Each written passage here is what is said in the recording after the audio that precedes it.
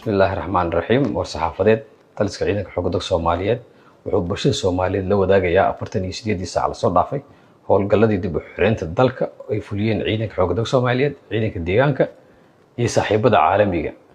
hadda si gaar ah u bilaabo gobolada ay ka dhaceen howlgallada waxay kala yihiin gobolka Galgaduud Shabeellada Dhexe iyo Shabeellada Hoose hadda si hoos u aadno deegaanada Masaajid Cali Gaduud ciidanka xoogga Soomaaliyeed iyo saaxiibada caalamiga ayaa waxay ka fuliyeen howlgal wadajir ah oo laga fuliyay dhanka cirka ah waxa qawaariij looga dilay 32 dhagar qabe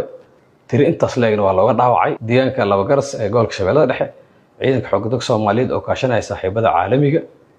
waxay doqeen ku dileen dhagar qabayaal gaaraya ilaa 13 dhagar qabe tiro intaas leegna waa looga dhaawacay sidoo kale deegaanka Boos Caduur ciidanka dib u xirayn deegaanka ayaa howlgal qorshaysan waxay ka fuliyeen deegaanka Boos Caduur howlgalkaasi waxa lagu qaarjiyay dhagar qabe Aweys Axmed Maxamed oo loo garan og yahay burqaate iyo dhagar qabayaashii u ahaa ilaalada howlgalkaasi ay fuliyeen ciidanka deegaanka wuxuu ahaa howlgal qorshaysan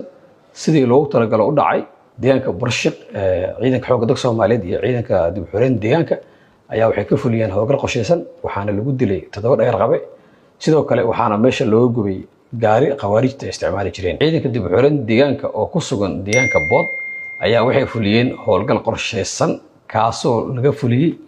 deegaanka Budbud waxa lagu beegsaday keedad qawaariijta oo ay ku lahaayeen deegaankaas oo ay ku keensan jireen raashinka ay ka soo baadaan shacabka Soomaaliyeed dhammaan baqaaradii keedka ay ku lahaayeen deegaanka Budbud waa laga gubay qawaariijta jab fiican loo gaarsiiyay taliska ciidanka xoogga Soomaaliyeed iyo hay'adda nabad sugidda iyo sirdoonka qaranka iyo saaxiibada caalamiga ayaa waxay fuliyeen qawaariijta looga qaarjiyay tiro 22 maleeshiyada in ka badan waa looga dhaawacay deegaanka Sibiidi Caanoole ciidanka qaranka iyo saaxiibada caalamiga waxay ka fuliyeen howlgal qorshaysan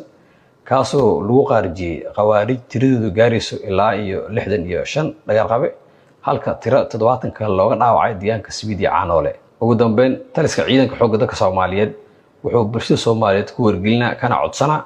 in ay ka fogaadaan goobaha ay ku sugan yihiin qawaariijta mar walba waxay noo tahay hadafkeena waaye goob kasto iyo meel kasto lagu arko waxay noo tahay bartilmaameed mar labaad shacabka Soomaaliyeed waxa ka codsanaynaa in ay ka fogaadaan goobaha ay ku sugan yihiin qawaariijta